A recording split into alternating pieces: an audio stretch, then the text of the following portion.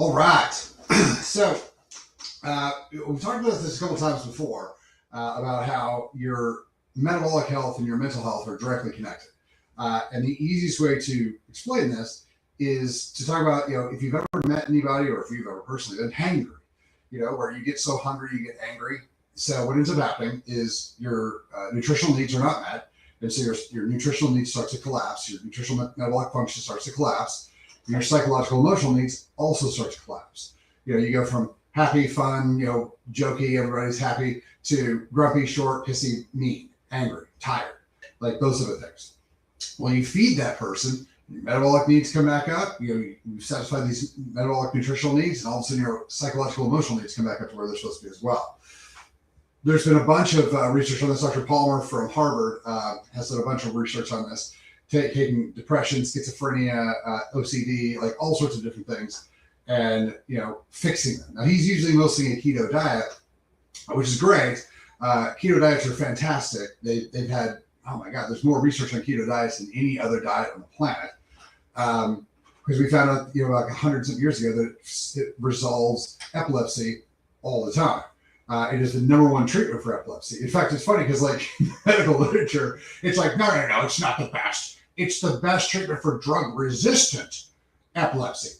All right, so what that really means is that when nothing works, when drugs don't work, when nothing we know how to function works, if you then go to the keto diet, most of the time keto diets will resolve epilepsy and stuff like that, which in my opinion tells you that it should be your primary source, or at least we should start looking at metabolic function a lot sooner. But pharmaceuticals make a ton more money. So that's actually why we do it that way. But this is something I think we should try to take into account, if your doctor's not going to tell you this, because remember, your doctor's been educated by the system. They've been educated by the FDA, by the CDC, by the NIH, the guys who, made COVID, the guys who lied about masks, the guys who lied about vaccines, the guys who lied about all that stuff. That's who they were taught by. So their job is to get you on as many pharmaceuticals as possible, not actually help your health. Doctors are trying their very best. They're doing great jobs. They're phenomenal human beings, but the information they're given was by a corrupt system that's trying to, make you sick as hell so you can buy more drugs. So that's where that is. We start looking at people who've gone carnivore or gone keto or gone, processed free or sugar free, whatever. And they've cut all the processing, they cut all the stuff that man has done to food. They cut as much of that out as they could. And every single time, even veganism, every single time that we've taken the stuff that man has done to our food out of our food supply, everybody gets healthier every time. Again, it's carnivore, it's veganism, it's it's paleo, it's all of them. The Daniel fast, like no matter what you talk about, like, oh, there's this great diet, and at the core of it, it's natural, whole, real foods, and people get healthy. So one of the things everybody needs to kind of recognize is that your body was designed in an unbelievably beautiful, perfect way. And if we can just get back to original design, you're going to be fine. You don't need the drugs. You don't need all those things. One of the things we do need to kind of make sure we classify is what is a pharmaceutical, what is a drug, and what is not. If your body is used to having it, if your body produces it or did at one time produce it, it's not a drug. It's a physiological tool. So for instance, testosterone, not a drug. Man didn't make testosterone. God made testosterone. So when we put testosterone in the body, all of a sudden things start getting better. I've had a lot of women tell me, like when we start doing hormone therapy with them, specifically with testosterone, they come back and they tell me they're not as crazy. And I go, what do you mean by that? And they're like, well, I don't, they have more energy. They're not as mentally, they're not as chaotic. They don't swing back and forth. They don't have these big emotional swings, and like things are just coming easier. And they're just like, oh, something happens. All right, I'll deal with it. And that's been one of the things I've heard over and over and over from women, that adding the testosterone makes them less crazy. And this is what they're saying. I'm not calling women crazy. These particular women are telling me they just feel like they're less crazy. But we see it all the time. We see more energy. One of the number one treatments for depression is testosterone, especially in men. And so when we start looking at what we need to get the body back to function, that's a really big one. We look at energy levels. We talk about, iron. One of my favorite things is that I get people in here all the time with thyroid issues. And they're like, yeah, my doctor told me I need to be on this thyroid med or that thyroid med or, whatever. And half the time the doctors pull the wrong labs because they only pull TSH or TSH and T4, which is irrelevant to full function. But they're always wanting to throw them on drugs. Well, here's the thing that nobody ever asks them. How much iodine is in your diet? Like, look at your foods. Like, here's what I ate for the past week. Just look it up. Like, how much iodine is in what you ate? Guys, T3, which is the active form, which is only 20% of what's in your blood, requires 3 iodines. T3, 3 iodines. T4, 4 iodines. And 80% of the thyroid hormones you guys make, we all make, is T4. So if you don't have enough iodine, you can't make the thyroid hormone. And so instead of everybody jumping on this, we got to go and levothyroxine, we got to get on, this or that or whatever, Synthroid or whatever, or Armor. Have you tried eating, increasing your consumption of iodine? I've done this with lots and lots of patients, and their thyroid levels got better. So again, if we start looking at what we're bringing into the body, that's going to be really, really beneficial. Again, we have a lot of people who have energy issues, have mental stuff, all sorts of things because their iodine is low, their thyroid levels are low. Thyroid levels are directly connected to IQ in gestation in babies and stuff like that. So we need to bring those up. So when we start talking about, fatigue, we start talking about brain fog, we start talking about, depression, we start talking about psychosis, we start talking about anxiety, we start talking about, OCD, all of these things.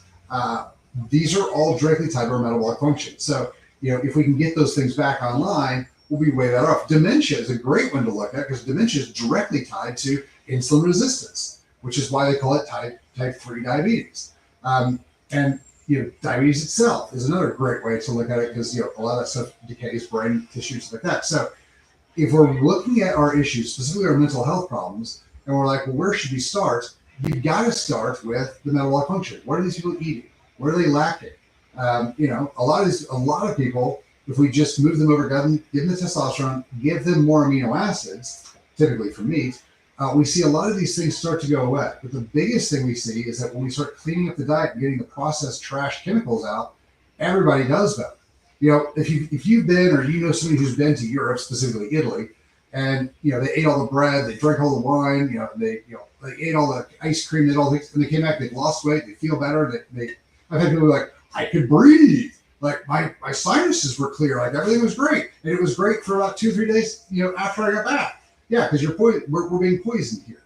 So a lot of the things that we're worried about from a mental health standpoint, a lot of them, not all of them, but about, I would say 70 to 80% of them could be fixed if we change our metabolic function. So we start looking at the country, start looking at ourselves, start looking at our family and being like, man, what's going on with our mental health? We've got this massive, look at all the shootings. Look at all, and all those kids are on SSRIs. We've got a lot of, trans people committing horrible crimes, specifically against kids.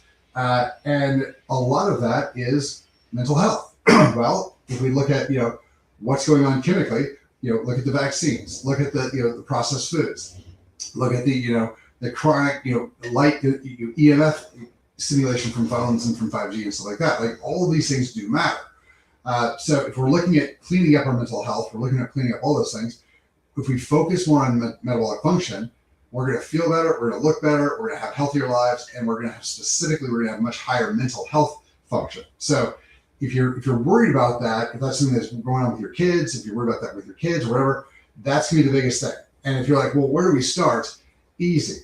Start replacing all your foods and start getting as many of this processed stuff out as you can.